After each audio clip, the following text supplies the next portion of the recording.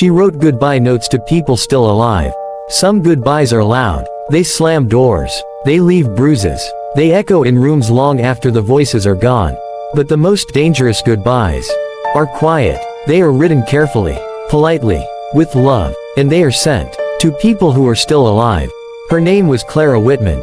34 years old. No children. No debts. No visible problems. She was the kind of woman people trusted immediately. Not because she was extraordinary, but because she was invisible in the safest way.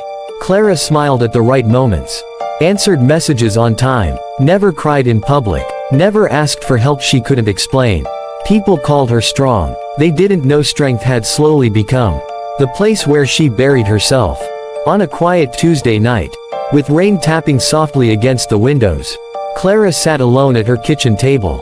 One lamp on, cold tea untouched, 12 envelopes stacked neatly beside her. She wasn't shaking. She wasn't panicking. She had already passed that stage. This was the calm that comes after you've made a decision you can't undo. She picked up her pen and wrote the first goodbye. Not a suicide note, not a confession, a farewell. Dear Mom, you always asked me if I was happy. I said yes because you deserved peace. I didn't know how to tell you that happiness was something I watched other people carry. Clara paused, not to cry, but to breathe. I don't blame you. You gave me everything you had. I just didn't know what to do with the life I was given. She folded the letter slowly, as if rushing might make it hurt more. She didn't seal it yet. None of them were sealed. The second letter was for her best friend, Rachel, the woman who knew her laugh, but not her silence. Thank you for never forcing me to talk when I didn't have words. I'm sorry I let you believe that meant I was okay. She stopped, added one more line. You were never the reason I stayed. You were the reason I lasted as long as I did. The third letter took longer. Her ex-husband, Evan, the man who loved her quietly and lost her loudly. Loving you was the safest I ever felt. I mistook safety for boredom. That mistake belongs to me. Her hand trembled for the first time. I didn't leave because I didn't love you. I left because I didn't love myself enough to believe I deserved peace. She stared at the page, longer than the others, then folded it carefully.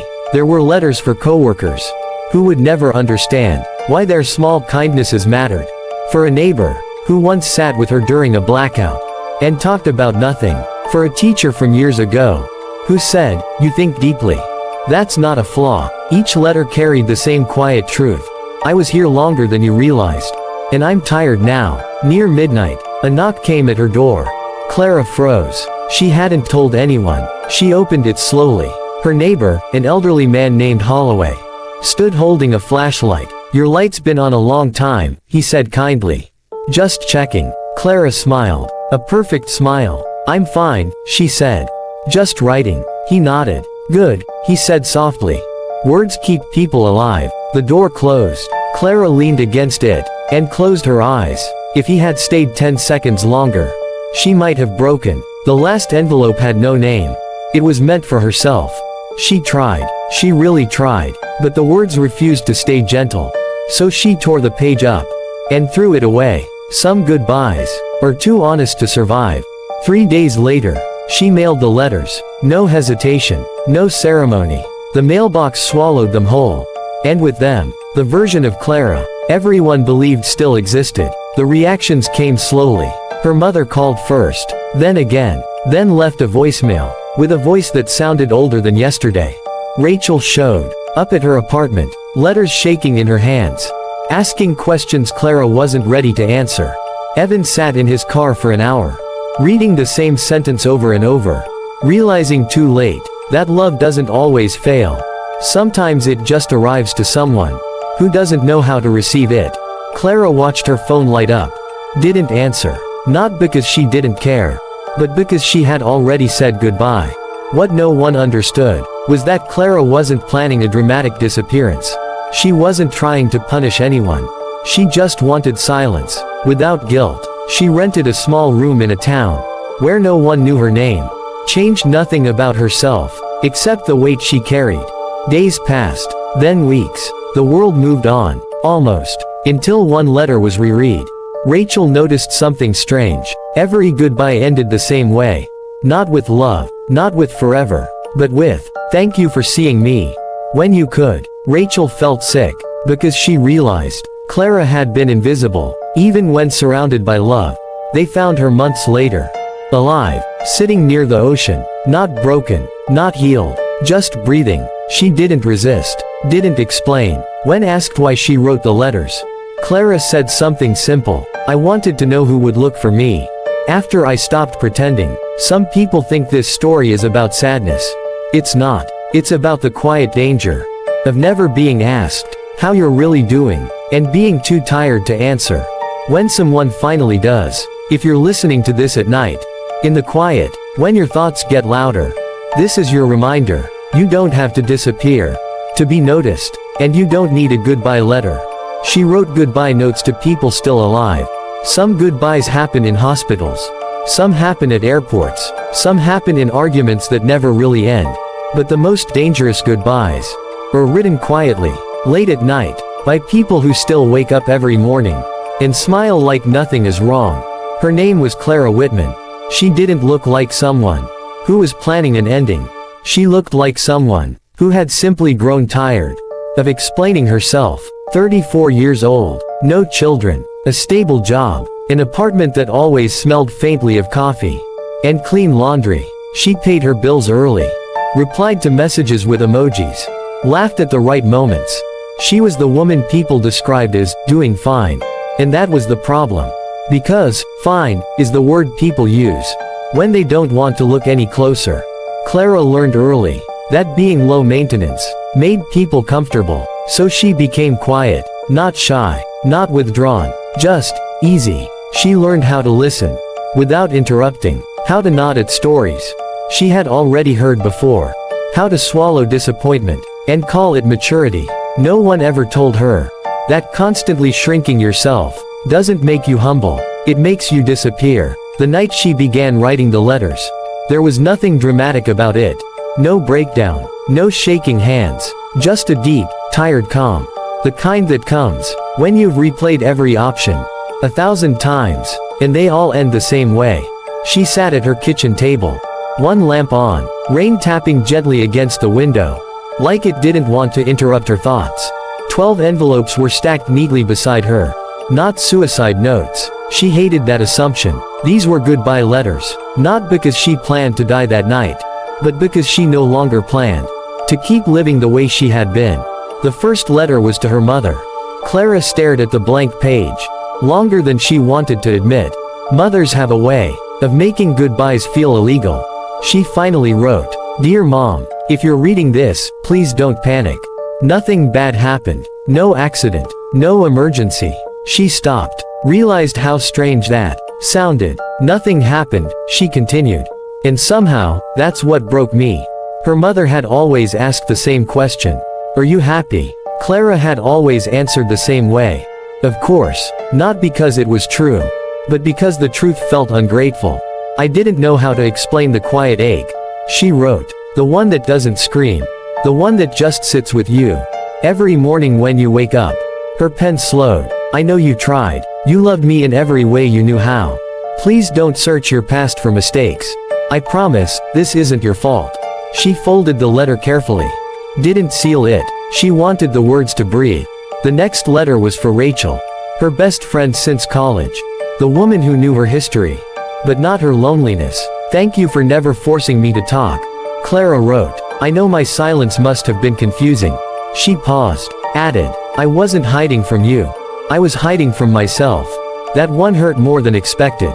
She realized then that people can love you deeply and still never truly see you. Not because they don't care, but because you've become too good at looking okay. The letter to Evan, her ex-husband, took the longest. She almost skipped it. Some people feel like reopening a wound. You've already survived, but his goodbye mattered. Dear Evan, she wrote, you loved me quietly. I thought love was supposed to hurt or demand something from me. Her hand trembled. I confused peace with emptiness. That mistake belongs to me alone. She stared at the page. Let the silence speak. I didn't leave because I didn't love you. I left because I didn't believe someone could love me without eventually getting tired. She added one last line. You deserved someone who didn't run from safety. That envelope felt heavier than the others. There were letters to people who would be shocked to receive them. A coworker who once stayed late to help her fix a mistake and never mentioned it again. A neighbor who brought soup when she was sick and never asked questions. A teacher from years ago who once said, "You think deeply. Don't let anyone rush you out of that." Each letter carried gratitude, and underneath it, a quiet apology for being present without ever fully arriving. Near midnight, there was a knock at the door. Clara froze. She hadn't told anyone. She opened it slowly. Her elderly neighbor, Mr. Holloway, stood holding a flashlight. "Your light's been on a while," he said gently. "Just checking." Clara smiled. A polite smile. A convincing one. "I'm fine," she said. "Just writing." He nodded. "Good," he replied. Words keep us alive. When the door closed, Clara leaned against it. That sentence echoed longer than it should have. The last envelope was blank. No name, no address. This one was meant for herself. She tried to write. She really did. But every sentence turned sharp. Too honest. Too heavy. "I don't recognize myself anymore," she began, then tore it up. Some truths aren't meant to be archived. 3 days later, she mailed the letters. No ceremony. No hesitation. The mailbox swallowed them quietly. And with them, the version of Clara everyone thought they still knew.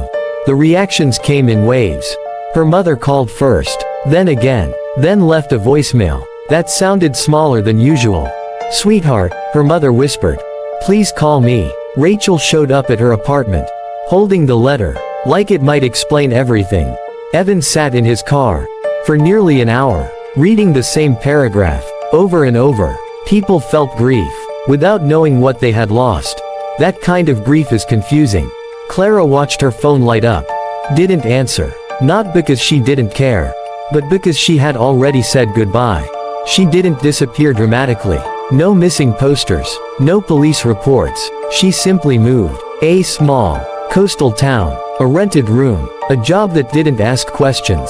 She changed nothing about herself, except the pressure. Days passed. Then weeks. The ocean became familiar. Silence became softer. Rachel was the first to realize something wasn't right. She reread the letter. Noticed the ending. Not "I love you," but "Thank you for seeing me when you could." That sentence didn't sound finished. It sounded like someone who had already been invisible. Rachel began asking questions. Not accusatory ones. Honest ones. That's how they found Clara. Alive. Sitting near the water. Not broken. Not healed. Just present. When asked why she wrote the letters, Clara said something simple. "I wanted to know who would look for me after I stopped pretending." This story isn't about giving up. It's about how quietly people vanish when they believe their feelings are an inconvenience. It's about how dangerous fine can be. And if you're listening to this late at night, when the world feels distant, let this be your reminder. You don't need to disappear to deserve attention. You don't need a goodbye letter to be worth listening to. Good night. Sleep gently. And if this story stayed with you, subscribe. You're not alone here. Crescent Moon.